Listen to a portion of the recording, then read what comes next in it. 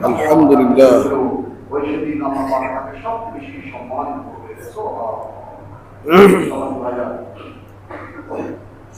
বলছিলাম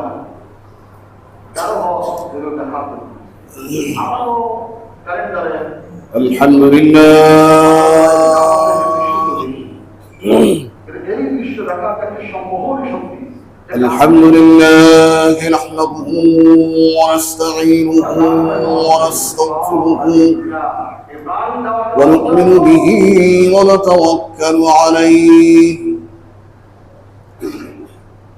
ونعوذ بالله من شرور أنفسنا ومن سيئات أعمالنا من يهده الله فلا مضل له ومن يضلل فلا هادي له ونشهد أن لا إله إلا الله وحده لا شريك له ونشهد أن سيدنا وسندنا وقدوتنا وأسوتنا وطبيبنا وحبيبنا ومولانا محمدا عبده ورسوله الذي أرسله بالحق بشيرا ونذيرا وداعيا إلى الله بإذنه وسراجا منيرا أما بعد فقد قال الله تعالى في كلامه المجيد وفرقانه الحميد أعوذ بالله من الشيطان الرجيم بسم الله الرحمن الرحيم ليشهدوا منافع لهم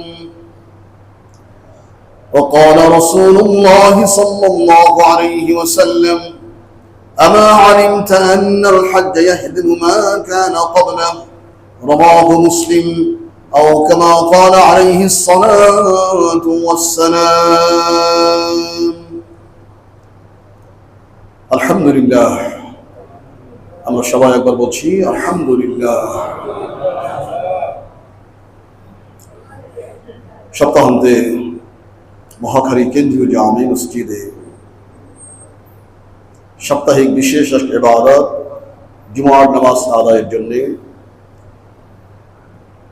অত্যন্ত পরিচ্ছন্ন পোশাকে আশাকে সজ্জিত হয়ে পৃথিবীর সবচেয়ে উত্তম জায়গা মসজিদের এই নিসবতে আসার এবং বসার তৌফিক যে মাবুদ আমাদের সবাইকে দান করেছেন, সেই মহান আল্লাহ সুবহানাহু ওয়া তাআলার সন্নিধানে প্রথমে আমরা একরাশ শুকরগুজার হচ্ছি। আমরা সবাই আরেকবার বলছি আলহামদুলিল্লাহ। দরুদ এবং সালাম নিবেদন করছি আমাদের একান্ত আত্মীয়, আমাদের পরম আত্মীয়, আমাদের অত্যন্ত কাছের জন, প্রিয় নবী, বিশ্ব নবী, বিশ্বনেতা, আকা ইনামদার, তাজদার মদিনা, মদিনার এক মুকুটহীন সম্রাট মুহাম্মদ আরবি সৈয়দুল কাউনাইন জনাব মুহাম্মদ রাসূলুল্লাহ সাল্লাল্লাহু আলাইহি ওয়াসাল্লামের শানে নিবেদন করছি হৃদয় নিঃসৃত একরাশ দরুদ এবং সালাম। আমরা অত্যন্ত মহব্বতের সাথে আরেকবার উচ্চারণ করছি সাল্লাল্লাহু আলাইহি ওয়াসাল্লাম। সম্মানিত হাজিরিন, আমি গত জুমায় আপনাদের কাছে পবিত্র মক্কা মুকাররমা হজ কেন্দ্রিক যে বিষয়গুলো কিছু টাচ করেছি, আজকেও আমি আপনাদের সামনে হারামাইন আশ-শরীফাইন মক্কাতুল মুকাররমা এবং আল মদিনাতুল মুনাওয়ারা এর সঙ্গে সংশ্লিষ্ট ইসলামী ইতিহাসে ঐতিহ্যপূর্ণ স্থান দখলকারী যে জায়গাগুলো, বিষয়গুলো, সেগুলো কিছুটা টাচ করার চেষ্টা করব ইনশাআল্লাহ। মূলত প্রত্যেক মুসলমানের কাছে আবেগের যে জায়গা, এটি মধ্যপ্রাচ্যের একটি দেশ সৌদি আরবিয়া কখনোই নয়। আমাদের কাছে আবেগের জায়গা হচ্ছে মক্কা এবং মদিনা। কি বলেন ভাই, ঠিক না? যদি মক্কা মদিনা সেই দেশে না থাকতো, ওখানে হয়তো আমরা যাওয়ার ইচ্ছে পোষণই করতাম না। আশপাশে অনেক দেশ আছে, ইয়েমেন আছে, কুয়েত আছে, কাতার আছে, সিরিয়া, এরপরে বহু দেশ। আমাদের কোনো আবেগ তেমন নাই যেমনটা রয়েছে মক্কা মদিনার কারণে সৌদি আরবের প্রতি। আল্লাহ পাক এই মক্কা মুকাররমা এর দুটো নাম আল্লাহ পাক উল্লেখ করেছেন কোরআনে। একটা হলো মাক্কা আর একটা হলো বাক্কা। একটা মিম দিয়ে আর একটা বা দিয়ে, দুই নামই আল্লাহ পাক কোরআনে কারীমে উল্লেখ করেছেন। মাক্কা বিবস্ত্রী মাক্কা, এর আরেকটি নাম হচ্ছে উম্মুল কোরা। উম্মুল কোরা মানে পৃথিবীর সমস্ত জনপদের ঠিক মধ্যস্থল আল্লাহ বলেছেন উম্মুল কোরা। এই জন্য আরাফাতের ময়দানে মক্কার পাশে একটা বিশ্ববিদ্যালয় আছে, এর হলো জামিআতু উম্মুল কোরা, মানে উম্মুল কোরা বিশ্ববিদ্যালয়, যেটাকে মক্কা বিশ্ববিদ্যালয় বলা হয়। তো মক্কা হচ্ছে সবচেয়ে উঁচু স্থান এবং যেখানে ভিড় হয় খুব বেশি। আজকের ইতিহাস এবং বিজ্ঞান প্রমাণ করেছে যে সমস্ত পৃথিবীর ভূখণ্ডের মধ্যে মক্কা মুকাররমার এই বিরাট জায়গাটা পৃথিবীর সবচাইতে উঁচু জায়গা এইটা। অথচ আল্লাহ পাক যখন লাউহে মাহফুজ কোরআন কারীম স্থাপন করেন আজ থেকে লক্ষ লক্ষ বছর আগে লাউহে মাহফুজে, তখনই এই শহরের নাম আল্লাহ মক্কা বলেছেন। তারপরে পৃথিবীর সবচেয়ে উঁচু জায়গা। আর ভিড়, মক্কা মানে ভিড়, ইজদিহাম। ভিড় তো ভিড়ই, এমন কোনো মুহূর্ত নেই, এমন কোনো সেকেন্ড নেই, মিনিট নেই যেখানে মক্কা মুকাররমা আল্লাহর ঘরের চতুর্দিকে মানুষ ভিড় না করতেছে। সুবহানাল্লাহ, সুবহানাল্লাহ। যারা হজ্জে গিয়েছেন, ওমরায় যারা গিয়েছেন, তারা দেখেছেন যে কিরকম ভিড় আল্লাহর ঘরকে একটু স্পর্শ করার জন্য। রুকনে ইয়ামানি, বিশেষ করে হাজরে আসওয়াদের কাছে কি যে একটি ভিড়। মানুষ তাওয়াফ করছে ইহরামের কাপড় পরিধান করে, আর সবার মুখে সে উচ্চারিত আমাদের জাতীয় স্লোগান, মুসলিম মিল্লাতের জাতীয় স্লোগান, লাব্বাইক আল্লাহুম্মা লাব্বাইক, লাব্বাইক লা শারীকা লাক লাব্বাইক, ইন্নাল হামদা ওয়ান নি'মাতা লাক ওয়াল মুলক লা শারীকা লাক। এটা আমাদের জাতীয় স্লোগান।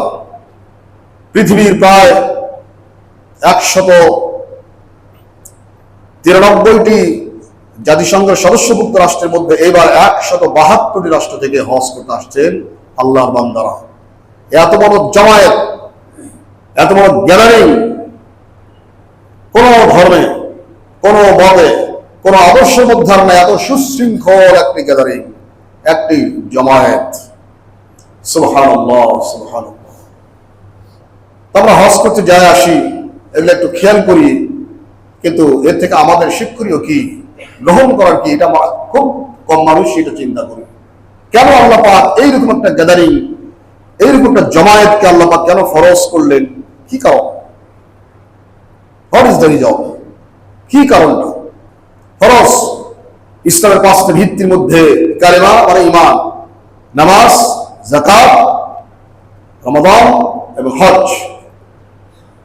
এই 5টাকে ইসলামের মূল ভিত্তি বলা হচ্ছে, এই পিলার।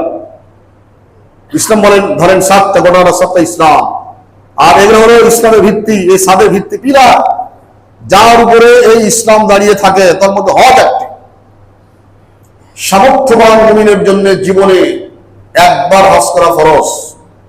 অনেক টাকা পয়সা থাকলে উনি জীবনে নফল হজ করতে পারেন এবং অনেক উত্তম।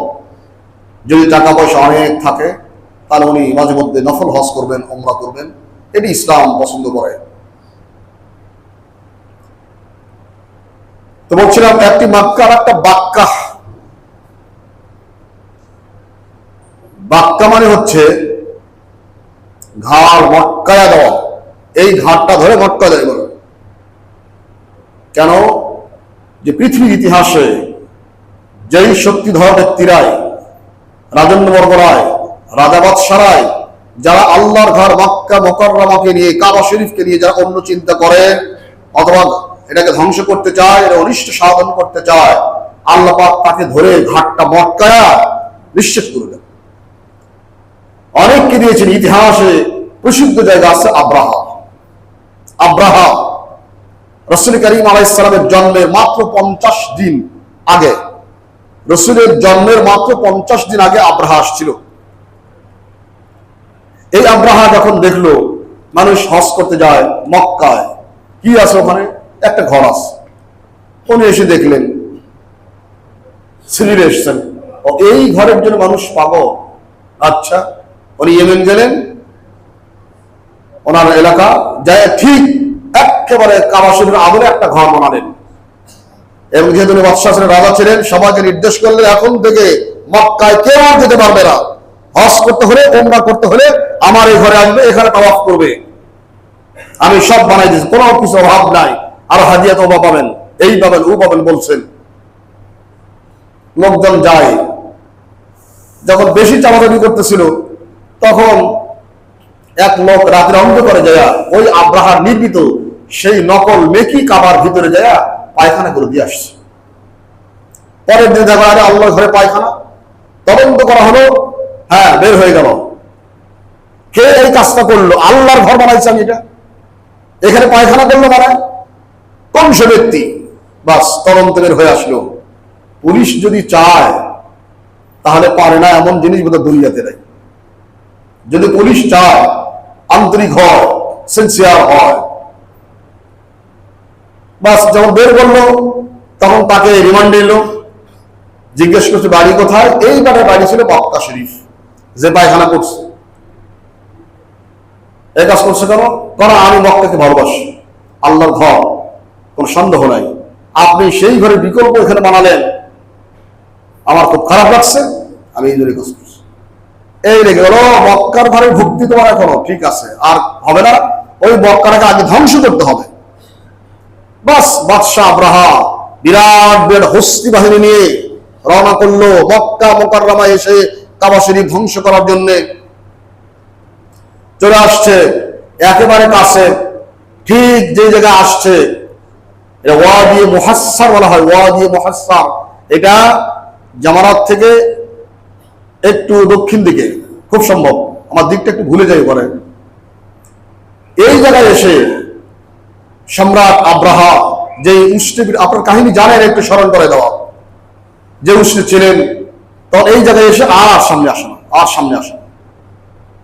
এত এটাকে মারপিট, এত অত্যাচার নির্যাতন।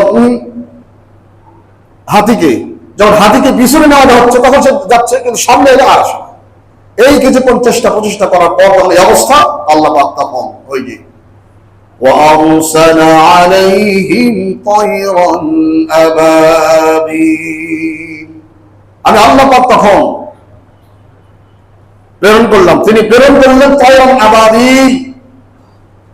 অনেকে বলি আবাবিল পাখি, না ভুল, আবাবিল কোন পাখির নাম নয়। আবাবিল মানে হলো দলে দলে, ঝাঁকে ঝাঁকে, আবাবিল কোন পাখির নাম নয়।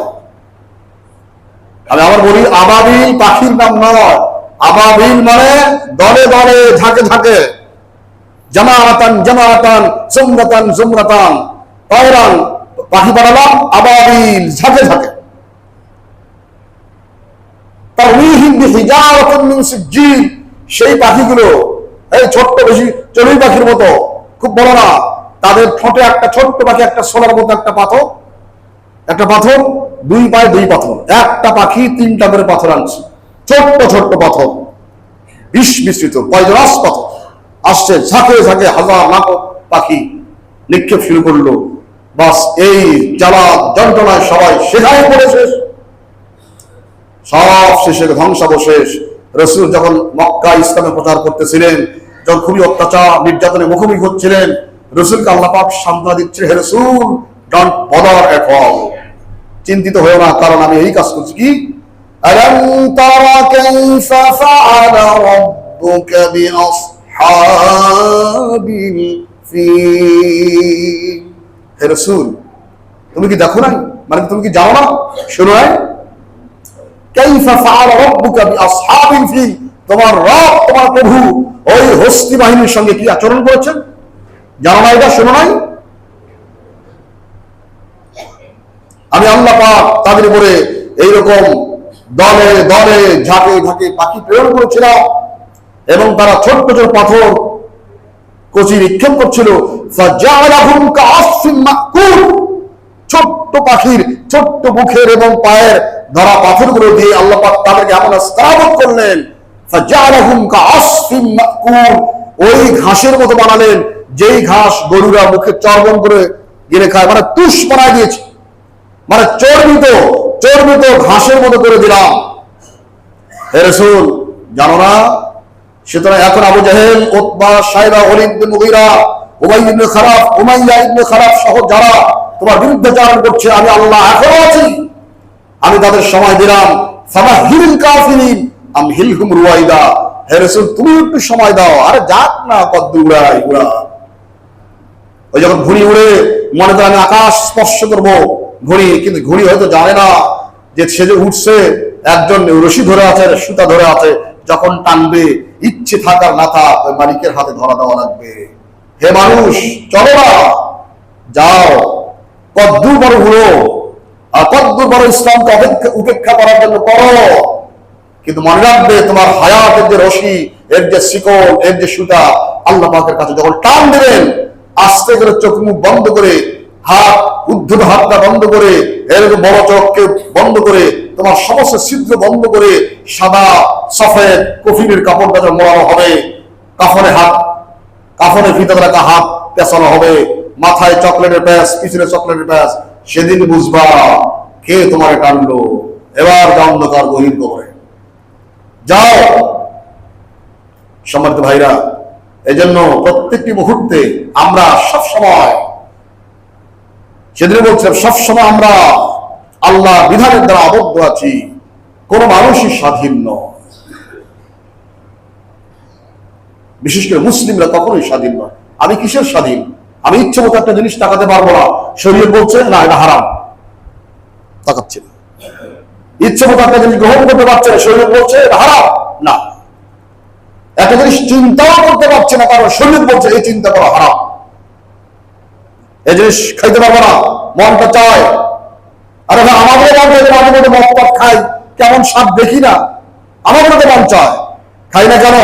আমাদের রব হারাম করেছে, কি ভাই ঠিক কিনা? আল্লাহ আমাদের মন চায় কিন্তু খাই না কেন? আল্লাহ তোমার ভয় খাই না, আমাদের দাঁত আছে, আমাদের রুচি বোধ আছে, খাই না। মানুষ তো বেগানা মেয়েদেরকে নিয়ে বহু দুষ্টি মুষ্টি করে, আমরাও মানুষ, আমাদেরও মন চায়, আপনাদেরও মন চায়, আমরা করি না, করছি না কেন? ওই আল্লাহর ভয়ে, কি ভাই ঠিক না? সুতরাং প্রত্যেকটি মুহূর্তে আমি আল্লাহ শরীয়তের দ্বারা, কোরআন এবং হাদিসের দ্বারা আমি আবদ্ধ, মন চাইলেও পাচ্ছি না। সুতরাং আমি কিসের স্বাধীন? নট ফ্রি, আমরা স্বাধীন নয়, আল্লাহর আইনের দ্বারা আমরা আবদ্ধ আছি। হে রাসূল চিন্তা করো না, চিন্তা করো না, আরে উলুক না করতে পারে উলুক, এর অন্তিম পরিণাম কি হবে আমি আল্লাহ পাক জানি। যাই হোক সম্মানিত ভাইরা, আমি প্রথম যে একটা আয়াতের অংশ বিশেষ তেলাওয়াত করেছিলাম, হজটা কেন করি? আল্লাহ পাক এক কথাই বলেছেন, লিয়াশহাদু মানাফিআ লাহুম, হজ ফরজ করলাম এজন্য বান্দারা তোমাদের হেদায়েতের জন্য, মন তুষ্ট হওয়ার জন্য এবং ইসলামের পথে অগ্রসর হওয়ার জন্য, মানসিক একটি শক্তি অর্জন করার জন্য, এনার্জি অর্জন করার জন্য আমি অনেকগুলো ঐতিহাসিক জায়গা তৈরি করে দিয়েছি, এগুলো দেখার জন্য হজ ফরজ করেছি। আসো না, দেখো মক্কা মুকাররমাটা কি জিনিস, দেখো না কি জিনিস। এখানে দেখো মক্কা মুকাররমা, এখানে তার ঠিক উত্তর পাশে আছে হাতিম, তার উত্তর পাশে আছে হিজর, যে হিজরের মধ্যে ইব্রাহিম আলাইহিস সালাম তার দুগ্ধপুষ্য সন্তান ইসমাইলকে সহ আমাদের মা হাজেরাকে যখন নির্বাসন দিয়েছিলেন, সেটা আল্লাহর ঘর। এইটা এইদিকে এরকম গোল চক্কর হাতিম, তার ওই পাশে জায়গাটা হিজর, ওখানেই তাবু গেড়ে ওখানে রেখে এসেছিলেন আজ থেকে প্রায় ৪৫০০ বছর আগে। দেখো এই সেই জায়গা যেখানে ইসমাইল আলাইহিস সালামকে আমি আল্লাহ পাক নিজ তত্ত্বাবধানে, যেখানে পানি ছিল না, খাদ্যের ব্যবস্থা ছিল না, জনবসতি ছিল না, জনহীন প্রাণীহীন মরুময় এক প্রান্তর, সেই প্রান্তরে একটি দুগ্ধপোষ্য বাচ্চাকে আমি আল্লাহ পাক কি করে নিজের তত্ত্বাবধানে তিল তিল করে লালন করেছি, পালন করেছে। হে হাজি সাহেব দল, যাই দেখো, যদি আমি সেটা পারি, আমি তোমাকে পারি না পালন করতে? হাজি সাহেব, আমার উপর ভরসা নিয়ে দেশে যাও। তুমি তো কফিনের কাপড় পরছো, তোমার কাপড়ে কোনো পকেট নাই, সেলাই নাই, রং নাই, চং নাই, এমব্রয়ডারি নাই। আহারে, কে রাজা, কে বাদশাহ, কে আমির, কে ওমরা, কে আশরাফ, কে আতরাফ, কে কত উঁচু, কে কত নিচু, কে কত করিম, কে কত নিচ, কোনো ভেদাভেদ নাই। সবার বসনে ভূষণে পরনে এক অভিন্ন কাপড়, সাদা সফেদ। কে রাজা আপনার পাশে, ওনার পরিচয় কি, কোন দেশের, কিছুই জানেন না। সুতরাং আমরা যে বলি মানুষ মানুষ সমান, আমরাও বলি, সবাই বলে, কিন্তু সত্যিকার অর্থে এই যে এখন দেখি সমান, এখন সবাই না। কেউ চেয়ারে বসছে, কেউ বসা, কারো দামি পোশাক, কারো নিম্ন, কারো এমব্রয়ডারি, কত ধরনের পোশাক। কারো কারো পোশাক দেখলে বুঝি এই লোকটা বোধহয় এলিট শ্রেণীর। যে পোশাক রে ভাই, এই পাঞ্জাবির দাম না হলো 5,000 টাকা, অনেকে ভাবে, আর আমার গায়ে মাত্র 300 টাকা পাঞ্জাবি। বুঝি, আমরা বুঝি, যদিও নামাজের মধ্যে ভেদাভেদ নাই। ওই মন্ত্রী আসলে এখানে বসবে, তার পাশে আমাদের যদি খাদেম দাঁড়ায়, সুইপার ক্লিনার দাঁড়ায়, কোন নিম্নমানের লোক দাঁড়ায়, উনি বলতে পারবেন না চলো আমি মন্ত্রী। মিয়া মন্ত্রী সাহেব, আপনার সেক্রেটারিয়েট নয় এটা। আল্লাহর কোন বান্দাকে বলতে পারেন না চলে যাও এখান থেকে, না, মসজিদ সমান। কিন্তু এরপরে উনি কিন্তু মন্ত্রী। ওনার পোশাকে আশাকে, ওনার যারা এসএসএফ আছেন, স্পেশাল ফোর্স আছে, সব মিলে বুঝে যায় উনি মন্ত্রী। যদিও নামাজ সমান করছিল, কিন্তু তাও বুঝে যায়। কিন্তু একমাত্র হজ হচ্ছে একটা বিষয়, এহরামের কাপড় পরলে এই দ্বারা মন্ত্রী না মিনিস্টার না সুইপার না ক্লিনার, বুঝার কোনো উপায় না। एक ही सफ में खड़े हो गए, एक ही सफ में खड़े हो गए महमूद आया, न कोई बंदा रहा न कोई बंदा नवाज। সুলতান মাহমুদ যে আমাদের একসময় বাদশা ছিলেন, উনি এবং তার গোলাম আয়াস দুজনে নামাজের জামাত দাঁড়িয়েছেন। এই সুলতান মাহমুদ, তার পাশেই হলো তার গোলাম আয়াস। কবি দেখতেছেন, আরে বাবা, সুলতান মাহমুদের পাশে দাঁড়িয়েছে তার গোলাম, আশ্চর্য, এই সাহসটাকে কে দিল? তখন তিনি বলছেন, আহা, নামাজ এমন করে মানুষকে প্যারালাল করে, সমান্তরাল করে। একই স্বপ্নে খাড়ে হয়ে যায় মাহমুদ ও আয়াস, একই কাতারে দাঁড়িয়েছে মাহমুদ এবং তার কিরদাস আয়াস। নাকুই বান্দা রাহা নাকুই বান্দা নওয়াজ। যেমন দাঁড়িয়েছে এখানে বাদশাহ বাদশাহ নয়, আর আয়াস কিরদাস নয়, দুইজন মিলে আল্লাহর বান্দা একাকার হয়ে গিয়েছে। সুবহানাল্লাহ।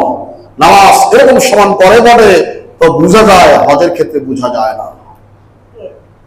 আমাদের এক বন্ধু, আমাদের সিনিয়র, উনি বলছেন, উনি একবার হজ্জে গিয়েছেন, এক কালো লোক, দেখতেও ভালো না, ওরা তো এমনিতে একটু চুল চাল নানানটা বিভিন্ন ধরনের। আরাফাতের ময়দানে তারা পাশাপাশি টেন্ট হয়ে গেছে। তো দেখো উনি ইংরেজি বলতেছে কালোটা, তো উনি আবার উচ্চ শিক্ষিত লোক একবারে। তিনি বললেন, ভাই কেমন আছেন, না না কোথা কোথা কেমন খানা দানা তাবু টাবু এই বলতেছেন। তখন বলছে, ইয়ে নেশারি প্লিজ, মানে কোন দেশের লোক আপনি? বলার পরে মানে সাদা মাটা একটা লোক, উনি একটা ওই থেকে তার বেল্ট থেকে একটা কার্ড বের করে দিল, দিস ইজ মাই কার্ড। দেখেন এই বেটা সেনেগালের শিক্ষামন্ত্রী, হ্যাঁ, ইয়ার মিনিস্টার, সেনেগাল এর শিক্ষামন্ত্রী, তার সঙ্গে কথা বলছে, ফ্রেন্ডলি কথা বলছে, কালো মানুষ। সর্বনাশ, যদি কার্ডটা না দিত আমি জীবনেও বুঝতে পারতাম না। মন্ত্রী দূরের কথা, সেটা কোনো কাউন্সিলের চেয়ারম্যান তাও মনে করতাম না। তাই মহান করছে, তাকে একাকার করছে কে? হজ, এই পোশাক।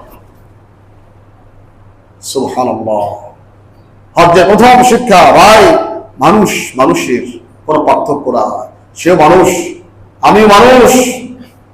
হয়তো আল্লাহ পাক আমাকে একটু শিক্ষা দীক্ষা, একটু ধন জম সহায় সম্পদ বেশি দিয়েছেন, এইটা একটা বিষয়, এটা মৌলিক কোনো পার্থক্য না। কারণ এই মানুষ যখন মরে যাবে, আপনিও যখন মরে যাবেন, একাকার হয়ে গেলেন, আবার সেই সাদা শুভ্র বসন, কাপড়ের কাপড় অর সাদা, আপনারও সাদা, অর যতটুকু আপনারও ততটুকু। সেই ব্যক্তি যেমন মাটির অভ্যন্তরে কবরে ঢুকছে, আপনি একই কায়দায় একই পদ্ধতি ঢুকলেন। কি পার্থক্য? What is the difference between the two? এই দুইয়ের মধ্যে কি পার্থক্য আসলে ভাই? মাঝখানে এই জিন্দগিটা, এই কয়েকটা বছর, আহা, এই কয়েকটা বছর আমাদের, ইয়া আইয়ুহাল ইনসান মা গাররাকা বিরাব্বিকাল কারীম, হে মানুষ, কে তোমাকে মহান সম্মানিত প্রভুর পথ থেকে, তার বিধান থেকে কে তোমাকে গাফেল করলো, কে প্রতারিত করলো? আল্লাযী খালাকাকা ফাসাওয়াকা ফাআদালাক, যে আল্লাহ পাক তোমাকে সুন্দর করে সৃষ্টি করলেন, সুন্দর আকৃতি, সুন্দর শস্য অঙ্গ প্রত্যঙ্গ দিলেন, কত সুন্দর চেহারা দিলেন, এবং যেখানে যে অঙ্গ দরকার সেখানে সেই অঙ্গটাই দিলে। এই মহান প্রভুর আদর্শ থেকে, তার দর্শন থেকে, তার দ্বীন ইসলাম থেকে কে তোমাকে রাখা, কে তোমাকে প্রতারিত করলো, কে ধোকায় ফেললো? আল্লাহ বারবার জিজ্ঞেস করেন, লিমানিল মুলকুল ইয়াওম, আজকে রাজত্বের ব্যস্ত, কে ক্ষমতায় যাবে, কে ক্ষমতায় ছিল, কে যাচ্ছে, কে আসতেছে, কে কি হচ্ছে, খুব চিন্তা। বান্দা, এমন একদিন আসবে, আজকে যারা রাজন্য বর্গ, আজকে যাদের তর্জনের নির্দেশে একটা দেশ, একটি সমাজ, একটি জাতি হেলতে দুলতে থাকে, কিয়ামতের কঠিন দিনে সমস্ত আঙ্গুলগুলো নিচে থাকবে। আমি আল্লাহ বলবো, লিমানিল মুলকুল ইয়াওম, আজকের এই হাসরের দিনে রাজত্ব একচ্ছত্র আধিপত্য কার? কোনো জবাব নাই। চতুর্দিক থেকে আল্লাহ পাক বারবার জিজ্ঞেস করবেন, লিমানিল মুলকুল ইয়াওম, আজকে রাজত্বটা কোথায়? সে রাজা বাদশা, আইনাল মুলুক, সে রাজা বাদশা কোথায়? আইনাল জাওয়াবরা, ওই স্বৈরাচাররা কোথায়? আইনা জারুল দুনিয়া, দুনিয়ার বৃক্ষরাজিগুলো কোথায়? আইনা আনহার দুনিয়া, দুনিয়ার নদীগুলো কোথায়? আইনাল কুসুর, গগনচুম্বী প্রাসাদগুলো কোথায়? আল্লাহ পাক বারবার যখন বলবেন, তখন চতুর্দিক থেকে আওয়াজ এমনিতে আসবে, আল্লাহ লিল্লাহিল ওয়াহিদুল কাহ্হার, আজকে রাজত্ব করায় কেউ কথা বলতে পারবে না, কেউ পারমিনেন্ট নয়। আল্লাহ আজকে একচ্ছত্র নিরঙ্কুশ রাজত্ব আল্লাহ আপনার। সেদিন সব শেষ। কোথায় রাজা, বাদশাহ, মন্ত্রী, মিনিস্টার, পদ পদবী সব শেষ। নফসি রব্বি নফসি রব্বি নফসি, আল্লাহ আমাকে একটু বাঁচাও, আল্লাহ আমাকে বাঁচাও। সব ভরে গেছে সলিমুদ্দি, কি ছিলাম মন্ত্রী, কি ছিলাম, এই এত সম্পদ ছিল, এই বাড়ি ছিল, সব শেষ, সব শেষ। সেদিন সবচেয়ে সম্মানিত সেই ব্যক্তি হবেন, ইন্না আকরামাকুম ইনদাল্লাহি আতকাকুম, সবচেয়ে অধিক তাকওয়া যার ভিতরে ছিল, ওই সেদিন আল্লাহ পাক তাকে সবচেয়ে বেশি সম্মানিত করবেন। সুবহানাল্লাহ। সম্মানিত ভাইরা, বলছিলাম কেন হজ? এগুলো দেখার জন্য। আমরা তো ক্যালেন্ডারে বিভিন্ন ছবিতে আল্লাহর ঘরের কাবা শরীফের দৃশ্যগুলো দেখি, কিন্তু এই দৃশ্য দেখার যে একটা সম্মোহনী শক্তি, যে একটা আকস্মিক শক্তি, যে আকর্ষণ করে, আল্লাহর কসম আপনি এটাও দেখে যান, আর সরাসরি একবার হজ অথবা ওমরায় যাই দেখেন, সরাসরি এই আপনার এই চোখে যখন সরাসরি এই দৃশ্য দেখবে, তার যে কি একটা ঐশ্বরিক শক্তি, ঐশ্বরিক আকর্ষণ, সুবহানাল্লাহ। একবার দেখলে আপনার সমস্ত লাইফে এই দৃশ্য আর কখনোই ভুলতে পারবেন না। যাই দেখেন, এটা আকর্ষণ। যারা একবার গিয়েছেন, ওখানে দোয়া করেন, বাবা চোখে অশ্রু ফেলে, আল্লাহ এই যে গেলাম, আবার জানি না তো আমি কি করবো, আল্লাহ তুমি আবার আমাকে আসার তৌফিক দিও। আল্লাহ এমন কোন হাজী সাহেব হয়তো বা না এই দোয়াটা না করে আসেন যে, আল্লাহ যা দেখলাম দেখলাম, হৃদয় চাচ্ছে না এখান থেকে চলে যেতে, আল্লাহ আবার যেন তোমার ঘরে এসে চতুর্দিকে তাওয়াফ করে আবার যেন তোমার কাছে হাত তুলতে পারি, আল্লাহ তৌফিক। সেই মক্কা মুকাররমা এর ইতিহাস, এখানে জামারাত, যেখানে শয়তানি পাথর নিক্ষেপ করা হয়, আমরা শয়তান বলি, অবশ্য হাদিস শরীফে সরাসরি শয়তানের কথাটা নাই, বলে জিবরাইল এসে ইব্রাহিম আলাইহিস সালামকে যখন হজ শিক্ষা দিচ্ছিলেন, উনি সেখানে এই যে বলছিলেন, এখানে 7টা পাথর মারছে, ওখানে 7টা, ওখানে 7টা। কিছু ইতিহাস বিষয়, কিছু কাহিনীতে এই শয়তানের কথাটা আছে। শয়তান একসময় বলছিল, ইসমাইলকে কোথায় যাচ্ছে জানো, তোমাকে জবাই করবে মিয়া। তখন তিনি পাথর মারছিলেন। তারপরে হাজরাকে বলছিলেন, উনি পাথর মারছিলেন। ইব্রাহিম বলছিলেন, তিনিও পাথর মারছিলেন। ইতিহাসের একটা পারম্পরিক ঘটনা, সত্য হতে পারে। যাই হোক, এই জায়গা দেখবেন তো যদি সত্যি হয় এটা শয়তানকে নিজের জীবন থেকে এবং আমাকে ধোঁকা মারতেছে, প্রতারণা করতে, সেই জন্য যদি শয়তানকে পাথর মেরে শয়তানকে বিদূরিত করে, দূর করে, জীবন থেকে তাকে বিদায় দিয়ে দেয়, তাহলে হে হাজী সাহেব, আপনি যে ওই অনুসরণে শয়তানকে পাথর মারলেন, আপনি কি আপনার জীবন থেকে শয়তানকে চিরতরে দূর করে নিয়ত পাথর মারলেন নাকি খাওয়া খাওয়াচ্ছেন? এই শিক্ষা আপনি গ্রহণ করেন। আপনি ওই মিনার জামারাতে প্রথম দিন বড় শয়তানকে 7টা, বাকিগুলো নয়। পরের 2 দিন অথবা 3 দিন থাকলে বাস প্রত্যেক 7 7 7 3 7 21, আবার 21, আর 13 তারিখ থাকলে আবার 21। এই যে কয়েকদিন খালি পাথর মারলেন আপনি, কি জন্য? কি কারণটা কি? আল্লাহ, আমি আমার জীবন থেকে শয়তানকে আমার লাইফ থেকে চিরকালের জন্য বর্জন করলাম, আর না, তার সাথে আমার কোনো সম্পর্ক নাই, সে আমার শত্রু। আল্লাহ পাক কোরআনে কারীমে কতবার বলেছেন, হে আমার বান্দারা শোনো, শয়তান তোমাদের গোপন না, প্রকাশ্য শত্রু, প্রকাশ্য দুশমন। সেই শয়তানকে নিয়ে তুমি পাথর মেরে হাজির সব কি বলছিলে? যে শয়তান, তোকে পাথর মেরে আমার লাইফ থেকে তোমাকে চির বিদায় দিলাম, তোমার সঙ্গে আর আমার কোনো সম্পর্ক নাই। সেই পাথর নিক্ষেপ করে যখন হাজী সাহেব আসে, উনি তো এসে মোটামুটি মাশাআল্লাহ আগের মতো এবার ব্যবসা জমছে। এখন মানুষ বিশ্বাস করে হাজী সাহেব, উনি কি মিথ্যা কথা বলতে পারে? উনি কি ওজনে কম দিতে পারে? বাস ব্যবসা রমরমা। সেখান থেকে এসেও আপনার আচরণ, কথাবার্তা, বিহেভিয়ার, আপনার লেনদেন, ব্যবসা বাণিজ্য কোনো কিছুতেই পরিবর্তন হলো না। এখনো আপনি সেরকম চলেন, এখনো আপনি বাস সবার সামনে সিগারেট টান দেন, এখনো সেলুনে বসে রসিলের সুন্দরকে, এখনো দাড়িতে খুর লাগান, দাড়ি ছাড়ে, এখন আপনার ওয়াইফ পর্দা করে না, এখন আপনার মেয়ে পর্দা করে না, আপনার ছেলে এখন নামাজ কালাম ধরে নাই। সম্মানিত ভাইরা, আমার ছোট্ট একটি অভিব্যক্তি এবার বলি আপনাদের। এবার আমাদের দেশ থেকে হাজি একটু কম গিয়েছিল, 87,005, যেখানে যাওয়ার কথা ছিল 1,27,298, কিন্তু গেছে 87,005, অনেক বাকি ছিল এবার।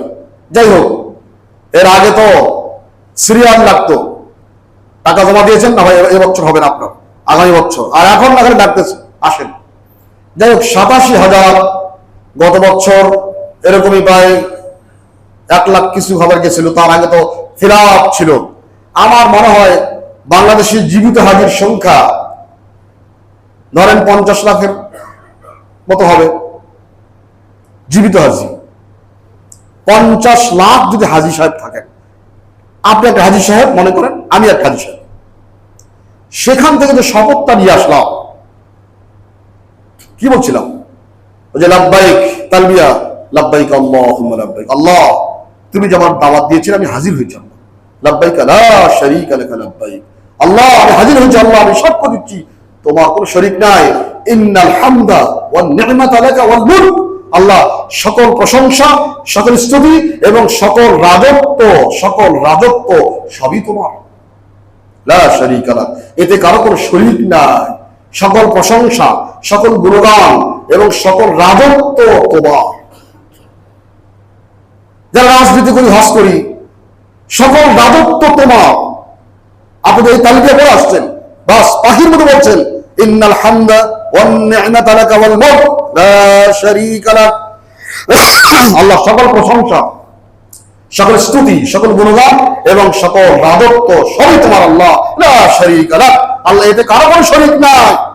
যে হাজী সাহেব রাজনীতি করেন, ইলেকশন করেন, মন্ত্রী হন, মিনিস্টার হন, এমপি হন, উনি তো বললেন রাজত্বের মালিক আল্লাহ একমাত্র তুমি। আপনি দেশে এসে একবার মনে হয়েছিল আমার এই রাজনীতির যে রাজত্ব পাওয়ার যে রাজনীতি, এই রাজনীতি কোরআন এবং সুন্নাহ সম্মত হচ্ছে না, আমার দেশের অর্থনীতি কোরআনের অর্থনীতি হচ্ছে না, আমার দেশের বিচার ব্যবস্থা কোরআনের বিচার ব্যবস্থা হচ্ছে না, আমার দেশের সমাজ ব্যবস্থা কোরআনের মতো হচ্ছে না, তাহলে ইন্নাল ওই যে মূল কাজ, এই যে মূল কার জন্য হলো? তাহলে আমার এই অভিব্যক্তির কথা বলছি, আমি মনে করছি যদি সেখান থেকে যারা হজ করতে আসছেন, হজ করে আসছেন, তারা যদি মনে করতো আমি তওবা করে আসছি, শয়তানকে জীবন থেকে একেবারে দূর করে আস, তার সাথে কোনো সম্পর্ক আমার নাই। আমি যদি একাই আগে সত্যিকার ইসলামের উপরে দাঁড়াতাম, যদি হাজী সাহেব শপথ করেন আজ থেকে আমি শপথ করলাম, পণ করলাম, হরফ করলাম, প্রবেশ টু মাইসেলফ, আমার সঙ্গে প্রবেশ করলাম, আমি এখন থেকে শরীয়তের একটা ছোট বড় মাঝারি কোনো হুকুম আর বর্জন করব না, রাসূলের সকল সুন্নাত ধারণ করব। যদি উনি যাকে শপথ নেন, তারপরে যদি বলেন আমার আন্ডারে যারা আছে, আমার ওয়াইফ, আমার ছেলে, আমার মেয়ে, আমার নাতি নাতনি, আমার ভাই বোন, আমার আব্বা আম্মা, যারা আমার, যাদের উপর আমার কর্তৃত্ব আছে, আমার ডমিনেশন আছে, আমার কথার ওয়েট আছে, আমি সবাইকে অবশ্যই শরীয়তের উপরে পালন করব। বাবা আমার ছেলে এটা পারবে না, বাবা ইসলাম এটা পছন্দ করে না, মেয়ে হবে না, বাস ভাই বোন এটা হবে না, আব্বা আম্মা বাবা মা এটা হবে না। যতদূর পর্যন্ত আপনার হাত আছে, যদি প্রত্যেকটি হাজী সাহেব এই দায়িত্ব নিতে গোটা দেশ 2000, এই সরকার ব্যর্থ, এই সরকার সফল, এই যা অথর্ব, আর ভাই বাদ দেন, আমি আমার পরিবারের সরকার প্রধান, যেখানে আমার কথা চলে, আমি তাদের জন্য কষ্ট করি, আয় রোজগার করি, তাদের জন্য গাড়ি চালাস খাওয়া অফিসে, তাদেরকে সময় দেয়, আমি এত কিছু করি, এখানে আমার ডমিনেশন নয়। আমার ছেলে আগামীকাল থেকে এরা আর পারবা না, ফজরের নামাজ জামাতে পড়ে আসবা, না হলে রাস্তা নাই, খানা নাই এখানে। মেয়ে মা যা যথেষ্ট হয়েছে, আমি হজ করে আসছি, আমি হজের সঙ্গে বেয়াদবি করতে পারবো না, কাল থেকে তুমি পর্দা বসিতা করবা, নামাজ কালাম করবা। বউকে বললেন, ছেলে মেয়েকে বললেন, ভাই বোনকে বললেন, আপনার আব্বা মা থাকলে তাদের, তাও এমনি মুরব্বী মানুষ, ইসলামের দিকে তারা মুরব্বী এমনিতেই আসে, আপনার যারা নাতিপুতি আছে, আপনার যারা সার্কেল যেখানে পর্যন্ত আছে, প্রত্যেকটি জায়গায় যদি একজন হাজী সাহেব টোটাল 10 জন মানুষের দায়িত্ব নেন টোটাল, তাহলে 50 লক্ষ মানুষ যদি দায়িত্ব নেন, তাহলে কত হলো ভাই? 5 কোটি না? 5 কোটি মানুষ যদি এক আদর্শের দিকে চলে আসে, একটা দেশে সাহাবায়ে কেরামের সেই দৃশ্য আবার একটা সমাজে ফিরে আসতে বাধ্য, কি ভাই ঠিক কিনা? কিন্তু আমরা হাজী সাহেব কি করি, আমাদের সমাজে কত হাজী সাহেব আছে, নামাজ কালাম নেই, দাঁড়িয়ে উঠে সিগারেট খায়, 2 নম্বর আগে ছিল, এখন 2 নম্বরে চলতেছে।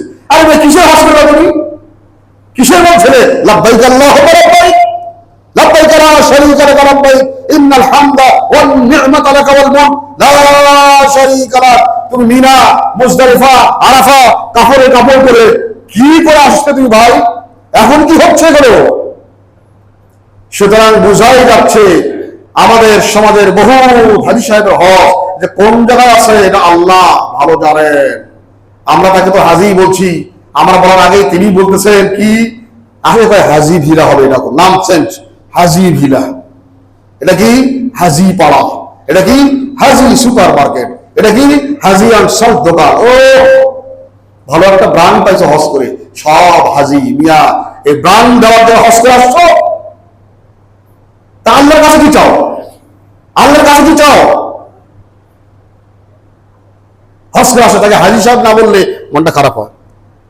ভাই জানেন না হজ করছিলাম, হ্যাঁ ভাই বলতে পারলাম আমি হাজী সাহেব, বাস। কত মানুষের আহারে ভাই, আল্লাহর নবী কি হজ করেন নাই? করেন নাই ভাই? হাজী মুহাম্মদ সাল্লাল্লাহু আলাইহি ওয়াসাল্লাম জীবনে বলছেন কে? কেন? হাজী আবু বকর সিদ্দিক, হাজী ওমর, হাজী ওসমান, হাজী আলী, এরা বলেন না কেন? হাজী বুখারী, হাজী ইমাম আবু হানিফা বলেন না কেন? আপনি কি হয়ে গেছে, আপনার নামের শুধু হাজী আল হজ লেখা লাগবে? সুবহানাল্লাহ, কুসংস্কার এগুলো, কুসংস্কার। যদি কোনো ব্যক্তি, হ্যাঁ আপনি হজ করেছেন, আমি যদি বলি হাজী সাহেব কেমন আছেন, এতে কোনো দোষ নেই, কিন্তু আপনি মনে কখনো আশা করতে পারবেন না, কল্পনা এবং প্রেম করতে পারবেন না আমাকে হাজী ডাকলো না কেন, তাহলে বুঝা গেল আপনার হজের মধ্যে ইখলাস ছিল না। হজটা করছি একমাত্র কার জন্য? আল্লাহর জন্য। সম্মানিত ভাইরা, এই জন্য ভাই যারা হজে যাবেন দয়া করে, আমরা দোয়া করি, সেখানেও দোয়া করছি স্পেশালি, বিশেষ করে আমার মসজিদের যারা মুসল্লি ভাইরা, প্রত্যেক ভাইয়ের জন্য প্রায় দোয়াতে শরীক করছে, আল্লাহ আমার মুসল্লি ভাইদেরকে রহম করো, স্পেশালি যারা আমার কাছে সালাম দিয়েছেন রসুলকে এবং যারা দোয়া পেয়েছেন, আল্লাহ সবার ভাই আমি আন্তরিক চেষ্টা করেছি দোয়া করা, কবুল করো মালিক আল্লাহ, চেষ্টা যতটুকু সম্ভব আশা করি আমি সে চেষ্টা করেছি। নিয়ত করুন, নিয়তটা এমন না যে আল্লাহ হজ করার নিয়ত আছে, আল্লাহ কবুল করো, এটা নিয়ত নয়। নিয়তটা কোনটা? একটা টাইম ফ্রেম সুনির্দিষ্ট উল্লেখ করে এবার নিয়ত করেন, এটা নিয়ত। টাইম বলেন যে আল্লাহ আমি 25 সাল তো 26, আল্লাহ আমি 27-এর মধ্যে হজ করতে চাই, আল্লাহ তুমি আমাকে তৌফিক দাও। দেখবেন আল্লাহ পাক আপনাকে রহম করছেন, আপনার মধ্যে একটা অভিব্যক্তি আসবে, আরে আমি তো নিয়ত করছি 27-এর মধ্যে, সুতরাং আর 2 বছরের মধ্যে আমার প্রস্তুতি শেষ করতে হবে। আর যখন আল্লাহ আসে নিয়ত, দেখা যাক না চাকরি বাকরি শেষ করি, বুঝেন না চাকরি করলে 2 নম্বরই করা লাগে, ওই চাকরি শেষ করি, মানে আল্লাহর সঙ্গে কমিটমেন্ট আছে, তুই 2 নম্বরই করে শেষ কর, সুদ ঘুষের টাকা দিয়ে বাড়ি ঘর কয়েকটা করে যখন একবার কোটি কোটি টাকার মালিক হবি তখন 5-7 লাখ টাকা কোনো ব্যাপার না, বাস কবুতর হজ করে আসতে করা যায় না, কাজে আগে যা বাড়ি করে নেই। কিরকম একটা আল্লাহর কিরকম মজা পাইছে দেখছি। সম্মানিত ভাইরা, এখানে আছে জাবালুন নূর, জাবালুন নূর গারে হেরা, সুবহানাল্লাহ, যেখানে প্রথম ওহী নাজিল হয়েছিল। আপনাদের চিন্তায় বিশ্ব মানবতার কল্যাণ চিন্তায় বিশ্ব নবী হওয়ার আগে ওইখানে যায় ধ্যান করতেন, প্রায় 5 বছর ধ্যান করতে। সেখানে আপনাদের মা, দুনিয়ার সকল মুমিনদের মা উম্মুল মুমিনিন হযরত খাদিজাতুল কুবরা রাদিয়াল্লাহু তাআলা আনহা রাসূলের জন্য প্রায় 55 বছরের প্রায় বৃদ্ধা মহিলা কি না কষ্ট করে এক হাতে কিছু খাবার আর এক হাতে পানি, কাপড় চোপড় কাচায়া কত কষ্ট করে। এবার আমরা উঠছিলাম সে গারে হেরা, আমাদের সঙ্গে অনেক যুবক ছিলেন, তারা নিচে নেমে আসছেন, উঠতেই পারেন না, আমরা কষ্ট করে উঠছি, কত কষ্ট করে সেখানে যেতে। ওখানে প্রত্যেক হাজি গেলেই যদি একটু চিন্তা করে রাসূলের আগে আপনার মনে হবে যে আমাদের খাদিজাতুল কুবরা 55 বছর একটু প্রায় বৃদ্ধ মহিলা কিভাবে উঠতেন এখানে, 2 ঘন্টা 20 মিনিট লাগছে উঠতে। আমরা তো অভ্যস্ত না পাহাড়ে উঠতে, সেখানে আমাদের মা কি কষ্ট করে উঠতেন। সকল সয় সম্পদ রাসূলের জন্য সব নিয়ে গিয়েছিলেন। রাসূলের জীবন দশা আপনি রাসূল দেখছেন, আমাদের খাদিজাতুল কুবরার পিছনে, কাপড়ের পিছনে রাসূল ঘুমছেন, তাকে না বলে 12খানা তালি। যেই খাদিজা মক্কার শ্রেষ্ঠ ধনাঢ্যদের একজন ছিলেন, ধনী ব্যক্তি ছিলেন, সেই খাদিজা উনি সোনার প্লেট, সোনার চাবিজ ব্যবহার করতেন, গায়ে অর্নামেন্ট ছিল সব হীরা মণি মুক্তা সোনা। সেই খাদিজা রাসূলের সঙ্গে বিবাহসূত্রে আবদ্ধ হয়ে তার দ্বীনের জন্য, ইসলামের জন্য ব্যয় করতে করতে শেষে ইন্তেকালের 1-2 বছর আগে উনি তালিযুক্ত কাপড় ছাড়া কোনো কাপড় তার গায়ে থাকতো না। একদিন দেখছে রাসূল শুধু পিছনে 12খানা তালি, একটা দিনের জন্য বলেন, হে রাসূল, হে কাসমের পিতা, আপনার ইসলামের জন্য আমার অবস্থা। একটা দিন বলেন না, কারণ যা করেছেন আল্লাহ রাসূলের জন্য করেছেন। সে আমাদের খাদিজার করে এরকম আপনার ধনাঢ্য মহিলা কেমন করে নিজে যেয়ে ওই পাহাড়ে উঠতে, খাবার দাবার দিয়ে চলে আসতেন। একটাবার বললেন না, হে কাসমের পিতা, সংসারে খোঁজ নাই, ব্যবসা বাণিজ্যের খোঁজ নাই, বাচ্চা কাচ্চার দায়িত্ব পালন করতেছেন না, এই বৈরাগ্য কি শুরু করছিলেন কাহিনী না। বরং মাঝে মধ্যে বলতেন, হে কাসমের পিতা,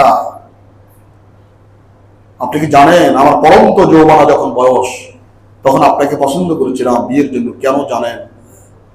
না খাদিজা, জানি না। আমি তাওরাত এবং ইনজিল কিতাবে দেখছিলাম যতগুলো বৈশিষ্ট্য, যে শেষ জামানায় একজন নবী আসবেন, সেই নবীর যতগুলো বৈশিষ্ট্য হবে, এই বৈশিষ্ট্যগুলোর অনেকগুলো আমি আপনার মধ্যে দেখতে পেয়েছি, বলে ওই আশায় আপনাকে বিয়ে করেছি। আমার আশা বিশ্বাস আপনি নবী হতে যাচ্ছেন। রাসূল আগে তিনি বুঝতে পেরেছেন, যার কারণে সমস্ত বঞ্চনা, নিগ্রহ, নিষ্পেষণ সব সহ্য করেছেন, একটা টু শব্দ করেন না। আজকে যদি কোনো ভাই ঘর জামাই থাকে, বউর সম্পদ খায়, তাহলে উনি যে কোন জাহান্নামে আছে, দুনিয়াতে জাহান্নাম দেখতেছে। সেই ক্ষেত্রে আমাদের মা কোথায়? খাদিজাতুল কুবরা। তাদের জীবনী আমাদের কাছে পড়ার কিছু নাই। আমাদের মেয়েরা, আমাদের মারা কোথায় খাদিজা? না, আরে এগুলো তো ব্যাকডেটেড, এটা ব্যাকডেটেড। আপডেট জানতে চাই কি মাদার তেরেসা কি করলো, কোন নায়িকা কি করছে, বাস তাদের কাছে আমাদের খাদিজাতুল কুবরা, মারিয়াম, আয়েশা, ফাতেমা, এইগুলো কোনো বিষয় না, কোনো আবেদন নাই। এ জাতি কোথায় যাচ্ছে? এই জাতি কোথায় যাচ্ছে? অথচ মুসলমান বেশি বলে এক সময় পূর্ব পাকিস্তান হয়েছিল, কারণ এখানে মুসলমান বেশি, মুসলমানের কৃষ্টি কালচার এখানে চলবে, এই জন্য পূর্ব পাকিস্তান, পরবর্তীতে ৭১ বাংলাদেশ। কিন্তু সেই যে মুসলমানের কারণে আমরা আজকে এই ভূখণ্ডে পেলাম ব্রিটিশের কাছ থেকে, সেই মুসলমানের ভূখণ্ডে আজকে ইসলাম চর্চা করতে গেলে যত সব আপত্তি। ছোট্ট আমাদের বাচ্চারা বিশ্ববিদ্যালয়ে পড়ে, কলেজে পড়ে, দাড়ি রাখলে সবার নগর কিরে এই ছেলে দাড়ি রাখলো কেন? কেন? সে মুসলমান, সে নামাজ কালাম করে, দাড়ি রাখলো মানে বাস, দাড়ি রাখলো কেন? কিছুদিন আগে দেখা হতো দাড়ি দেখলে শিবির কিনা, জামাত কিনা, এই জঙ্গি কিনা। আরে দাড়ির সাথে শিবির জামাত জঙ্গি কি? রসুলের শুনলো দিকে কি ভাই, ঠিক কিনা? এ কোন দেশ? কোথায় যাচ্ছে? গোল কোথায়? টার্গেট কোথায়? ভাই এ জাতি শেষ হয়ে যাচ্ছে, এ জাতি শেষ হয়ে যাচ্ছে। যেই জাতি ধর্মের দিক থেকে পিছিয়ে থাকে তারা সে জাতি কখনো উন্নত হতে পারে না। আপনারা কে না জানেন এই ডোনাল্ড ট্রাম্পের মধ্যে এক শয়তান, এর চেয়ে বড় শয়তান দুনিয়াতে কখনো আসে নাই। একটা বুশ গেছে আর একটা শয়তান, ইবলিসের বড় কবি। যত ইবলিস হোক না কেন, যখন সে শপথ গ্রহণ করে তখন তার ডাক হবে, তার বাইবেল নিয়ে শপথ গ্রহণ করে, এবং প্রত্যেক ডলার লেখা আছে, প্রত্যেক ডলারের গায়ে লেখা আছে in god we trust, in god we trust. দেখেন ডলার দেয়, আমার কাছে ডলার আছে, কি লেখা আছে? আমরা স্রষ্টায় বিশ্বাস করি, স্রষ্টার বিশ্বাসের ভিত্তিতে তার টাকা বানায়, তাদের সংবিধান আছে, এবং তারা বাইবেল নিয়ে শপথ গ্রহণ করে। যদি আমাদের দেশের প্রধানমন্ত্রী কোরআন নিয়ে শপথ গ্রহণ করতে, জঙ্গি বলে দেশ বলে এক সপ্তাহে শেষ করে ফেলবে। বাংলাদেশ জঙ্গি, কারণ আমেরিকা জঙ্গি হয়, সবচেয়ে বড় ধর্মের দেশ আমেরিকা। আমি মুসলমান, আমি কোরআন দিলে এই জঙ্গি, বাস হয়ে গেছে। আর আমরা সবাই না বুঝে না, ঠিকই কইছে, ঠিকই কইছে, ঠিকই কইছেন যে বলছে এর জন্য আপনার জিহ্বাকে কর্তন করা হবে। আপনি কি বুঝে করেন? ঠিকই কইছেন, কি বুঝছেন আপনি? সম্মানিত ভাইরা,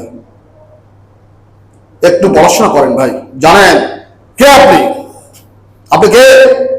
আপনার রক্তের সঙ্গে লেখা আছে, ডিএনএ টেস্ট করে আপনার রক্তের সঙ্গে ইসলাম আছে, মুহাম্মদ সাল্লাল্লাহু আলাইহি ওয়াসাল্লাম। দেখেন না কোথায় যান আপনি? আর আপনি কথাবার্তা যা বলেন তা তো এই এলাইনের বলে না। আপনি ডিএনএ টেস্ট করে অন্য দিকে যাচ্ছে কেন?